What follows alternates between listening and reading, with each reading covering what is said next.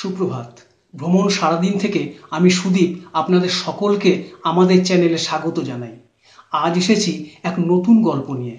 আমার, আপনার, আমাদের সকলের এক স্বপ্নের, এক ভালো লাগার গল্প, লাদাখের গল্প। এই লাদাখ সিরিজটাকে আমরা দুটো পর্বে ভাগ করে আপনাদের সামনে তুলে ধরছি। প্রথম পর্বে থাকছে কাশ্মীর নিয়ে যাবতীয় তথ্য এবং দ্বিতীয় পর্বে পেয়ে যাবেন লাদাখ ভ্রমণের সম্পূর্ণ বিবরণ। তাই স্কিপ না করে পুরো ভিডিওটা দেখার অনুরোধ রইল। আমাদের প্রথম পর্ব কাশ্মীরকে নিয়ে, তাই কাশ্মীর সম্পর্কে দু চারটে কথা আপনাদের কাছে তুলে ধরলাম। কাশ্মীর ভারতের ভূস্বর্গ। বছরের যে কোনো সময় আপনারা কাশ্মীর আসতে পারেন। তবে যদি বরফে মোড়া কাশ্মীর সাথে টিউলিপ গার্ডেন দেখতে চান, সেক্ষেত্রে মার্চ এবং এপ্রিল মাস কিন্তু আপনাদের কাছে আদর্শ। আর যদি সবুজ কাশ্মীর আর সাথে আপেল বাগান দেখতে চান, তাহলে চলে আসুন সেপ্টেম্বর এবং অক্টোবর মাসে। ফ্লাইটে আসতে চাইলে সবচেয়ে কাছের এয়ারপোর্ট শ্রীনগর, আর যদি ট্রেনে আসতে চান চলে আসুন উধমপুর স্টেশন, যার বর্তমান নাম MCTM। স্টেশনের বাইরে থেকে একটা গাড়ি নিয়ে চলে আসুন বানিহাল। এই বানিহাল রেলওয়ে স্টেশন থেকে আপনি শ্রীনগরে যাবার ট্রেন পেয়ে যাবেন। তাহলে এবার চলুন যাওয়া যাক কাশ্মীর হয়ে লে লাদাখ। যারা ঘুরতে ভালোবাসেন তাদের মনে একটা কথা ঘুরে ফিরে আসে, এবার একবার কাশ্মীর যেতে হবে। ভূস্বর্গের টান কিছুতেই যেন পিছু ছাড়ে না। পেহেলগাম, সোনমার্গ, গুলমার্গ, ডাল লেক, এই পরিচিত নামগুলো যেন বারবার হাতছানি দিয়ে ডাকতে থাকে। সেই ডাকে সাড়া দিয়ে আমরাও বেরিয়ে পড়েছি। এবার ভ্রমণ কাশ্মীর।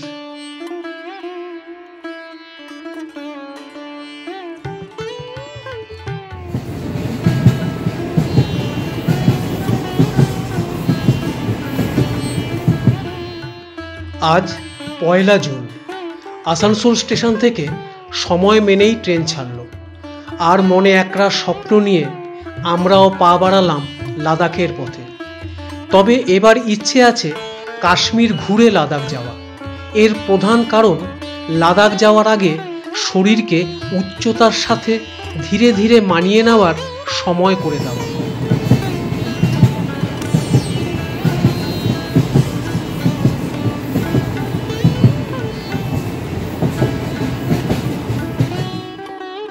আসানসোল থেকে ট্রেনে উধমপুর, সেখান থেকে পেহেলগাম ঘুরে দেখে পরদিন শ্রীনগর। শ্রীনগরে 2 দিন থেকে একদিন গুলমার্গ এবং অন্যদিন শ্রীনগরের সাইট সিইং করে নেওয়া। পরদিন শ্রীনগর লে হাইওয়ে ধরে সোনমার্গ, কার্গিল হয়ে লে পৌঁছানো। এরপর কয়েকটা দিন লে, তুর্তুক, থাং, প্যাংগং, হানলে, কার্যগ্রাম ঘুরে দেখে লে মানালি হাইওয়ে ধরে সোজা মানালি পৌঁছানো। শেষে চণ্ডীগড় স্টেশন থেকে ট্রেন ধরে বাড়ি ফেরা। এই হলো মোটামুটি আমাদের এবারের ট্যুর প্ল্যান। উধমপুর স্টেশন, যার বর্তমান নাম MCTM পর্যন্ত ট্রেনে এসে স্টেশনের বাইরে থেকে 200 টাকায় একটা অটো নিয়ে সোজা চলে আসুন MH চকে। এখান থেকে বানিয়াল যাওয়ার শেয়ার গাড়ি পেয়ে যাবেন। ভাড়া নেবে পার হেড 350 টাকা। প্রায় 90 কিলোমিটার পথ। জ্যামে না পড়লে ঘন্টা 3 মধ্যেই বানিয়াল স্টেশন পৌঁছে যাবেন। এই হলো কাশ্মীরের ট্রেন, যাবে শ্রীনগর। তবে আমরা যাব অনন্তনাগ স্টেশন পর্যন্ত। আধ ঘন্টার মতো সময় লাগবে।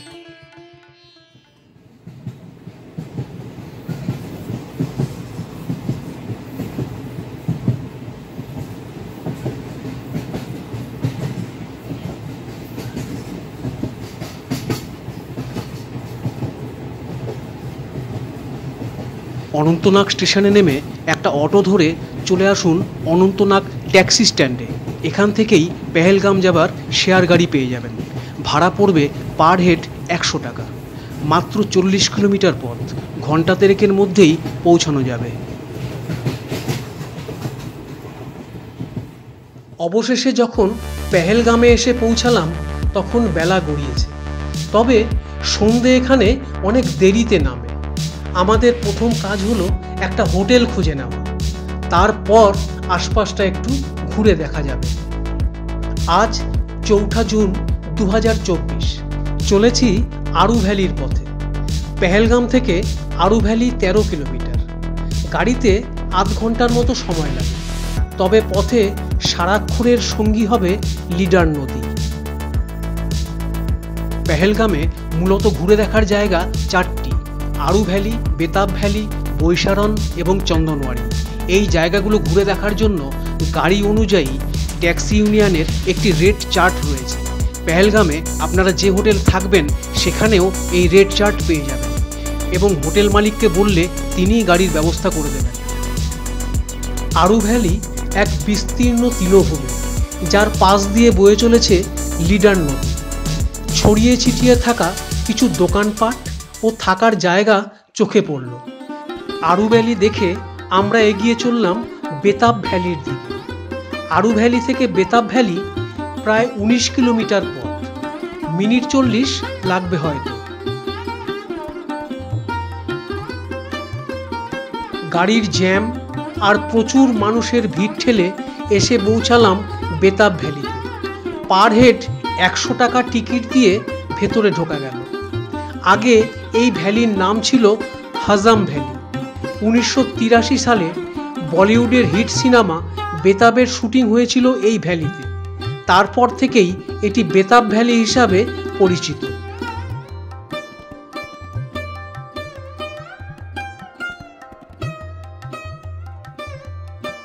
পেহেলগামে আমরা উঠেছি জাহাঙ্গীর কটেজে। ফোন নাম্বার স্ক্রিনে দিয়ে দিলাম।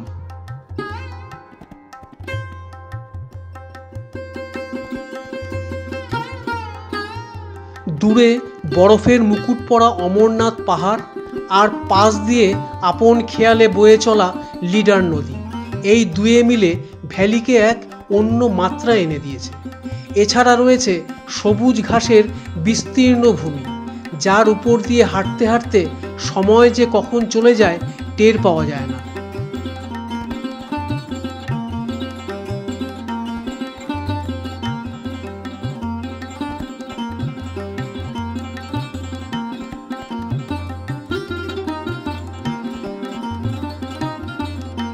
পেহেলগামকে বিদায় জানিয়ে চলেছি শ্রীনগরের পথে। আবার মাথাপিছু 100 টাকা দিয়ে ফিরতে হবে সেই অনন্তনাগে। সেখান থেকে শ্রীনগর যাবার শেয়ার গাড়ি পাওয়া যাবে। অনন্তনাগ থেকে শ্রীনগর 60 কিলোমিটার, গাড়ি ভাড়া পার হেড 120 টাকা। পেহেলগাম থেকে শ্রীনগর সব মিলিয়ে ঘন্টা 4 মতো সময় লাগবে, এটা ধরে এগোনোই ভালো।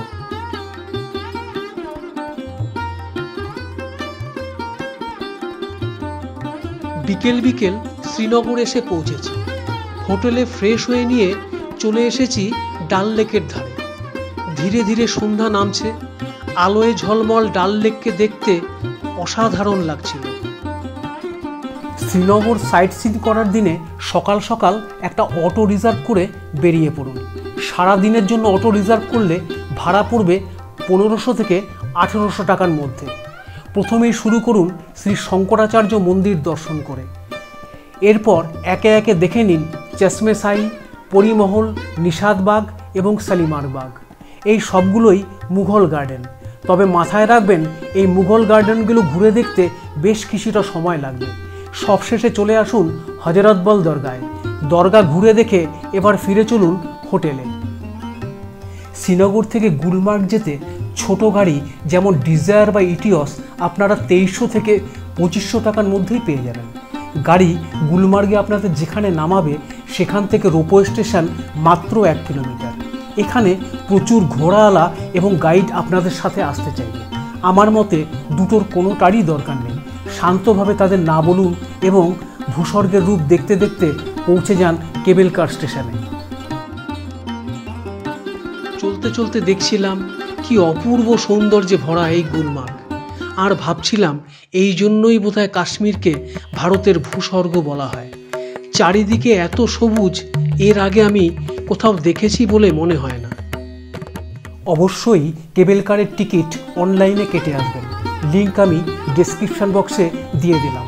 ফার্স্ট ফেজের জন্য পার হেড 800 টাকা এবং সেকেন্ড ফেজের জন্য পার হেড 1000 টাকা করে লাগবে।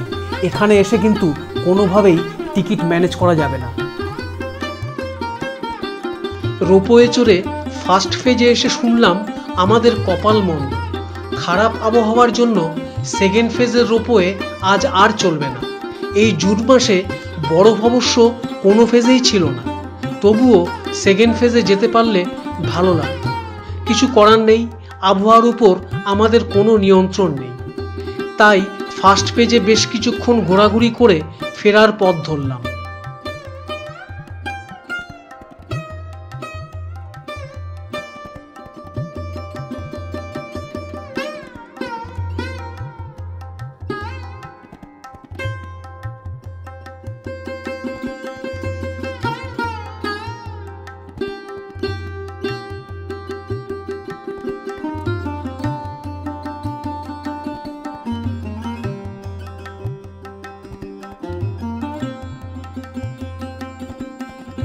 আজ জুনের 6 তারিখ, এখনো সূর্য ওঠেনি।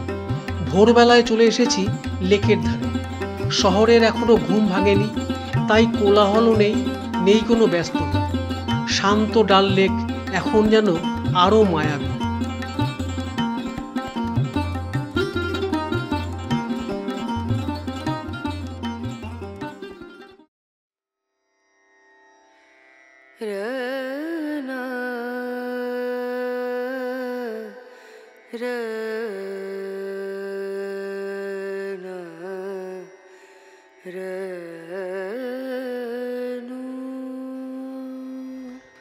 দরদাম করে 700 টাকায় একটা শিকারা বুক করে ডাল লেকে ভেসে বেড়াবো বলে বেরিয়ে পড়েছি।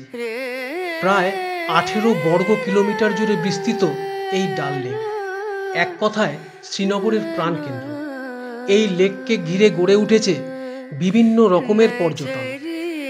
ভাসমান বাগান যেমন চোখে পড়ল, তেমনই ঘুরে দেখলাম ভাসমান বাজার। এমনকি লেকে রয়েছে একটি ভাসমান পোস্ট অফিস। স্থানীয়রা শিকারায় বিভিন্ন ধরনের জিনিসের পসরা সাজিয়ে লেকে ঘুরে ঘুরে বিক্রি করছে।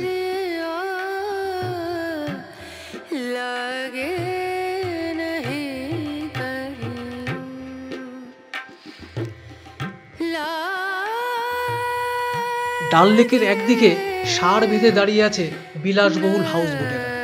এই হাউসবোটগুলো খুব সুন্দর করে সাজানো গোছানো, আর থাকার জন্য সব রকমের সুযোগ সুবিধাও এতে রয়েছে। রাতে যখন সব হাউসবোটগুলোয় আলো জ্বলে ওঠে, তখন আলোয় ঝলমল ডাল লেক এক অনন্য সুন্দর।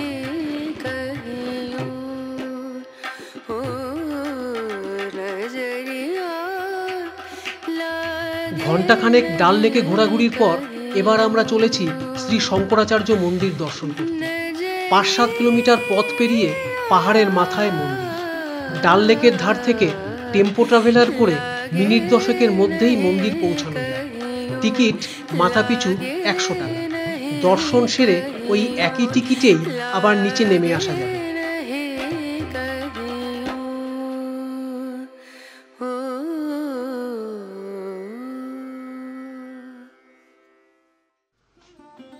প্রায় 280টি সিঁড়ি ভেঙে অবশেষে মন্দির প্রাঙ্গণে এসে পৌঁছানো গেল।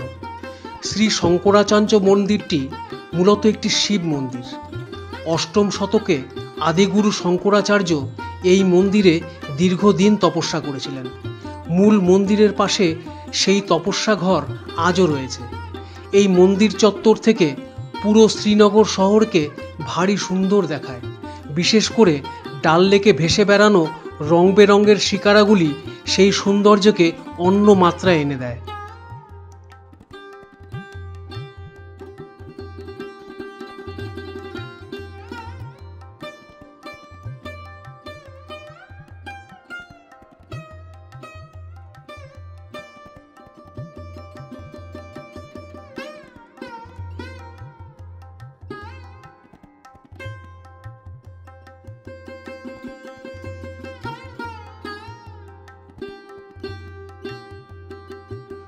শ্রী শঙ্করাচার্য মন্দির দর্শন করার পর আমরা এসেছি শালিমার বাগে।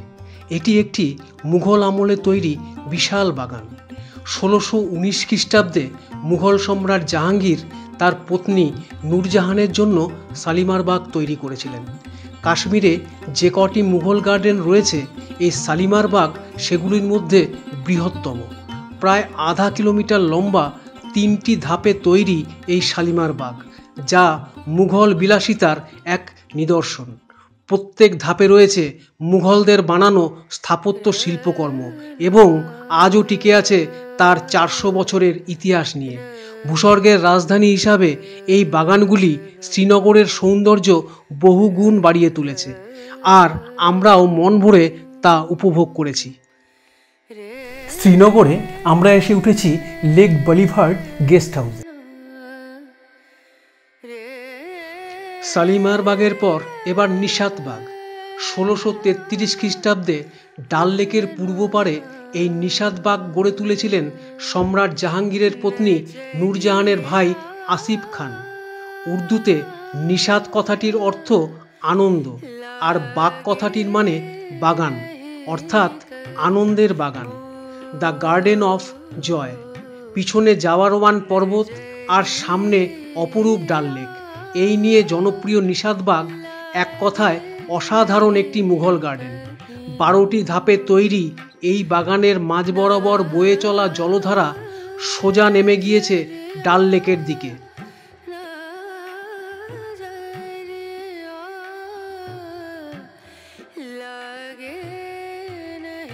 ঘুরতে ঘুরতে চলে এসেছি হজরতবাল দরগা দেখতে। ডাল লেকের পাশেই মুসলিম আবেগজড়িত এই পবিত্র দরগা। কথিত আছে নবী হজরত মোহাম্মদের দাড়ি আর চুল এই দরগায় সংরক্ষিত করে রাখা আছে এবং বছরের বিশেষ কিছু দিনে তা ভক্তদের দেখানো হয়। মার্বেলে মোড়া এই বিশাল দরগা 1989 সালে নির্মিত হয়, তবে এর পুরনো স্থাপত্যটি তৈরি হয়েছিল সম্রাট শাহজাহানের আমলে। ভিডিওটা যদি ভালো লেগে থাকে তাহলে অনুগ্রহ করে লাইক এবং সাবস্ক্রাইব করে দেবেন। আপনাদের সহযোগিতা নতুন ভিডিও বানাতে আমাদের উৎসাহ যোগায়। এছাড়া বেল আইকনটাও প্রেস করে দেবেন যাতে নতুন ভিডিওর নোটিফিকেশান সবার আগে আপনার কাছে পৌঁছে যায়। আরও কিছু জানার থাকলে কমেন্ট সেকশানে কমেন্ট করতে পারেন, আমরা সাধ্যমতো চেষ্টা করব উত্তর দেওয়ার। ভালো থাকবেন, খুব তাড়াতাড়ি ফিরব নতুন ভিডিও নিয়ে। ধন্যবাদ।